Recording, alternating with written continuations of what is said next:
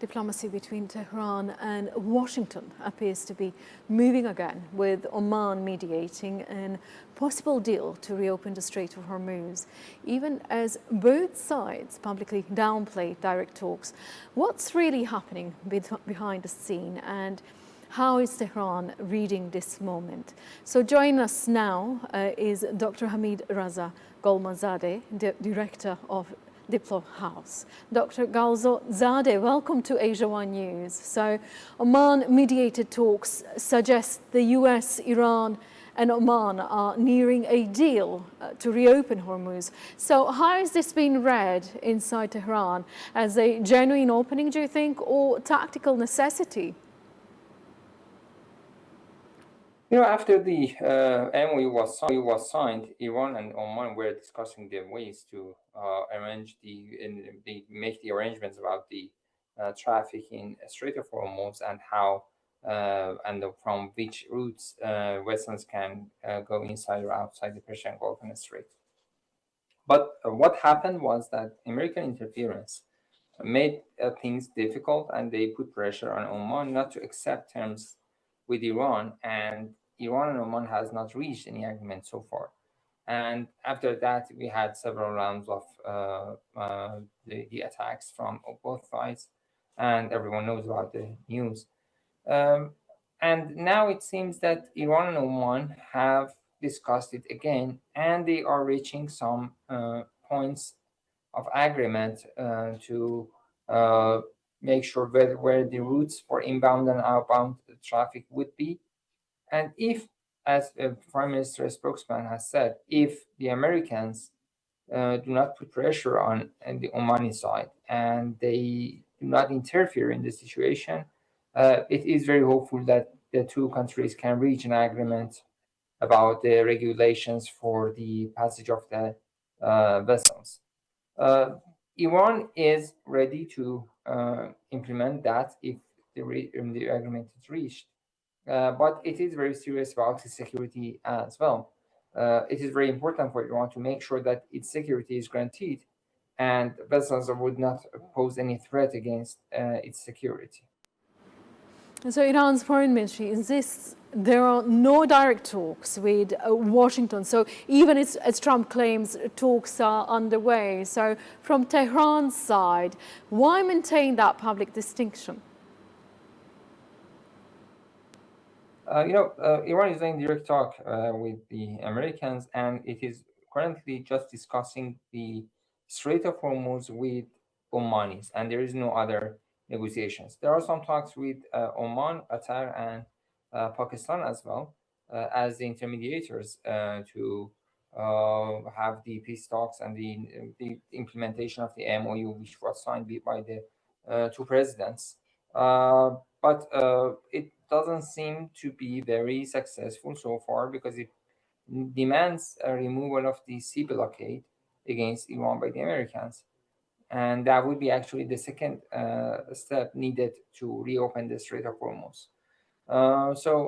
With current situation, talks with Americans are not something that would have any public support inside Iran. And anyone is actually casting doubt about the usefulness and fruitfulness of discussing the anything with Americans, because we have had several rounds of negotiations and they have attacked us several times in the middle of the talks.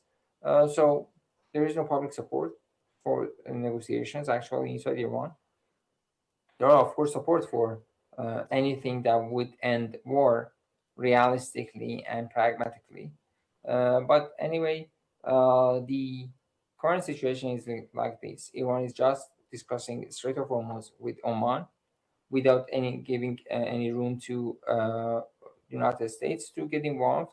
And it is discussing returning to the negotiations and to the MOU with Qatar, Pakistan, and Oman, if and only if the Americans get back to the deal and remove the sanctions, remove the blockade, and then there would be some chances for getting back to the deal. And Iranian public opinion has been strained by sanctions and war. So how is the leadership, do you think, managing domestic messaging around any potential de-escalation with the US?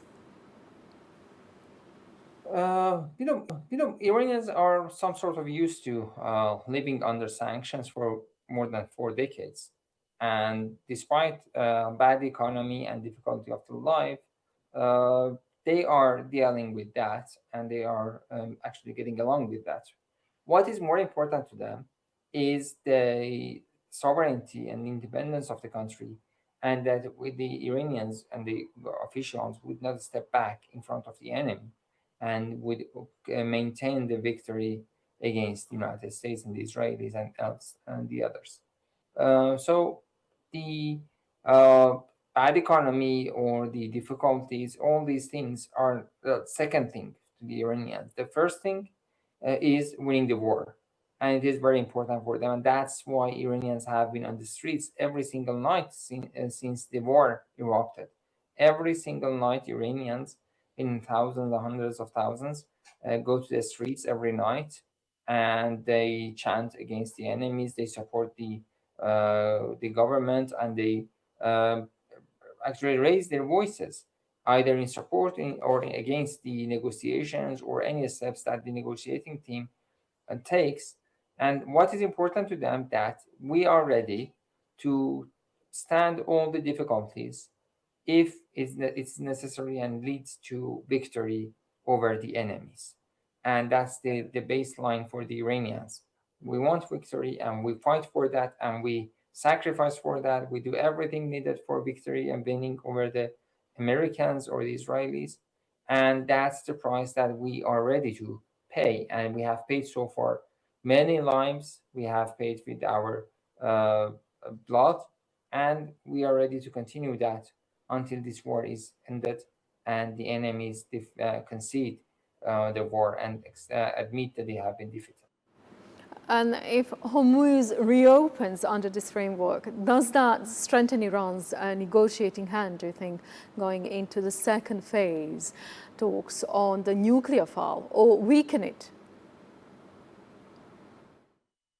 The nuclear issue is clearly mentioned in the MOU, that there are several items among the 14 items. There are several items that need to be implemented completely before getting to the nuclear issue phase. So the item one is the ceasefire in all fronts, including Lebanon, which is clearly not observed, and there has been attacks against Lebanon just today and the other days as well. The blockade needs to be removed. It is in place still, and the waivers for the sanctions need to be issued. It is revoked now, and sanctions are back. And these are the things that are the introduction to actually preliminary options before the nuclear issue. And of course, the Strait of Hormuz, which needs to be reopened, and that reopening demands two conditions. The two preconditions are: first, Iran and Oman reach an agreement which demands American lack of Americans avoiding any interference into the issue, and let Oman decide as a neighboring country to Iran to make the final decision. And second, the blockade needs to be removed so that Iran would reopen the Strait of Hormuz. And that is the item 5 for the MOU. The other items like 9, 4, and the others include and 1 are things that need to be implemented before getting to the nuclear issue. So until that moment, which doesn't seem to be very close, there would not be any sort of nuclear talks, and it has been clearly forbidden by the supreme leader of Iran, and they do not have the right to discuss it before according to the text of the MOU, before all those items are fully implemented. Many thanks, Dr. Raza, for joining us.